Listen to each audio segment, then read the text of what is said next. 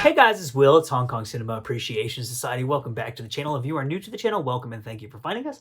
I hope you enjoy this video. If you do enjoy the video and you feel like giving us a sub and a thumbs up and a comment and all that fun stuff, it would be much appreciated. Totally up to you, but we would like that very much. We are here today to talk about Dragons Forever. Hell yes. This is the 88 films release, which includes the Blu-ray disc and the 4K disc.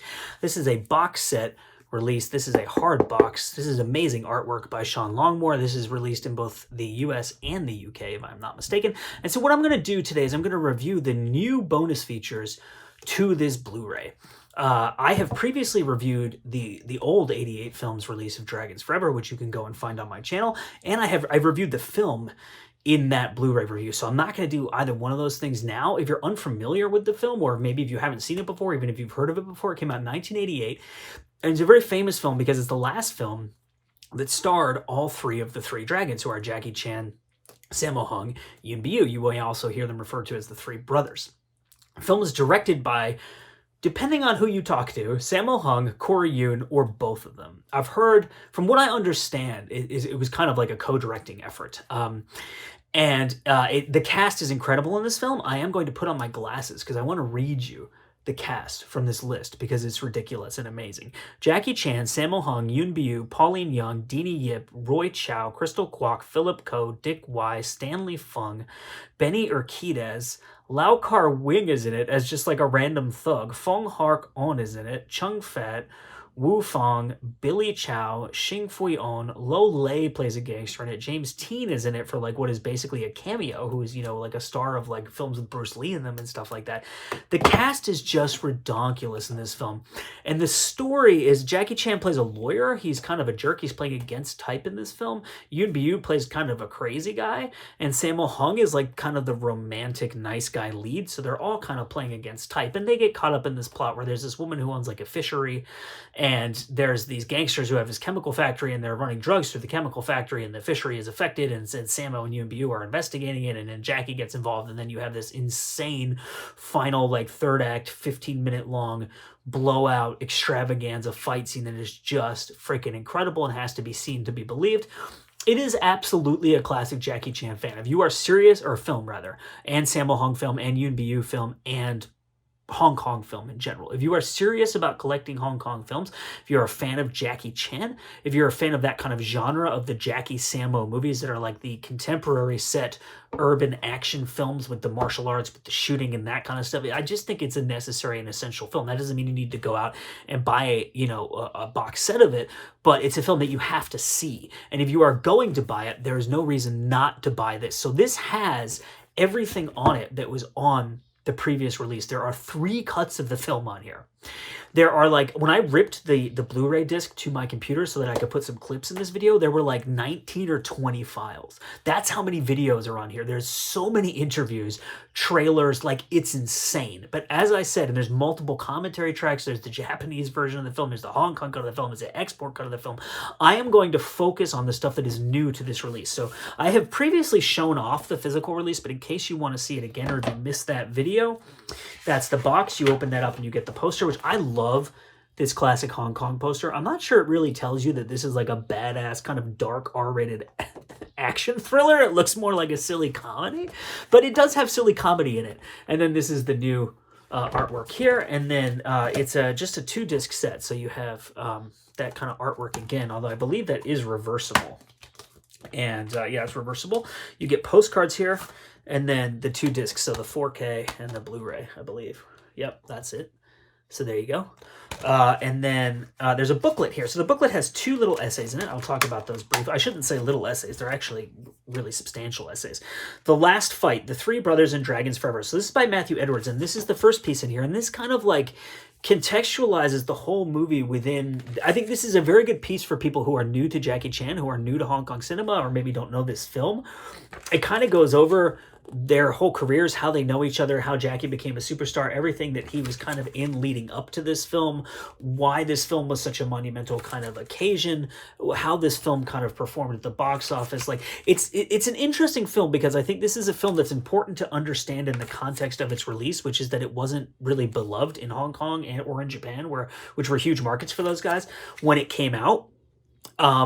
And it did not do as well at the box office as I think a lot of people were hoping it would do. But in retrospect, when we look back at it and we divorce it from whatever trends were happening at the time, or the fact that they're playing against type, which makes them less likable, especially Jackie, who's really like kind of the main draw, I think, in this film for audiences at the time, probably, even though Sammo was a really big star, obviously, and so is Yoon Bu in his own right. I think that we can see this rightfully as a very good film and as a classic film of the genre. And then there's a piece in here called The Women. Is it called The Women in Dragons Forever? The Women of Dragons Forever. This is by C.J. Lyons. And this is really interesting. It talks about the women who are in this film and how they very often are not really considered in discussions of the film, and how when people talk about the movie, they really just talk about the male leads. And she talks about, or the writer rather talks about, kind of the trends that were happening in Hong Kong cinema at the time, and the three kind of lead actresses who are in this film, what their careers were, where they came from, how this film kind of fits in its kind of continuum within that context of it. And it just gives you a lot more context for the film. So to talk about the new bonus material on here, you have a commentary track from Frank Zheng and F.J. Daddy Santo, and then you have an interview with the screenwriter, which is like almost an hour long, and you have an interview with Chin Kar-lok, who's a stunt performer who's in this film, who's in like all of the classic, kind of Jackie Sammo films from that era, who's incredible, who you will recognize immediately as soon as the interview begins, and that's also very substantial. I think it's around 40 minutes long. So to talk about the commentary track first, it's just amazing to have these two together. If you're unfamiliar with F.J. Daddy Santo, he is like a film producer, a television showrunner. He's done Netflix shows, he's produced movies, and he is a huge Jackie Chan fan since he was like a teenager. He met Jackie when he was, I think, 14, and he's met Jackie several times throughout his life and kind of knows him a little bit. And his kind of knowledge and insight into Jackie Chan, Sammo Hung, Yoon Bu, their dynamics as actors individually, but as as a group as well, how they interact with one another, their personalities, their on-screen personas, how they play different characters throughout different films, the way that Jackie developed this kind of persona of Jackie Chan in the films that became like the only character he was kind of playing in a lot of these movies.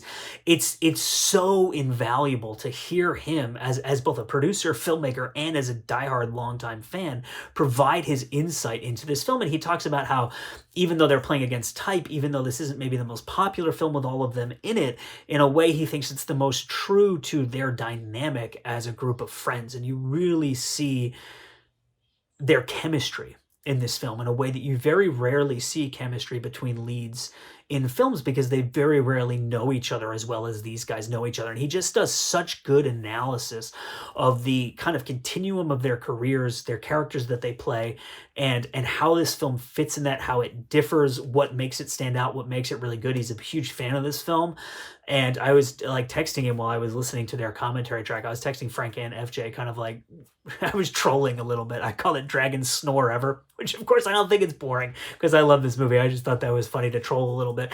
But FJ refused to be lured into my trap and be triggered by me.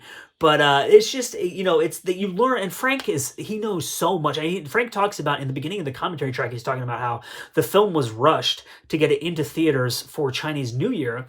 And because of that, they didn't have time to build sets. And so you can see the ceilings in a lot of the rooms in this film, which is kind of rare for Hong Kong films of that era, because oftentimes they would build sets and then the sets wouldn't have ceilings because you light at the top of the set.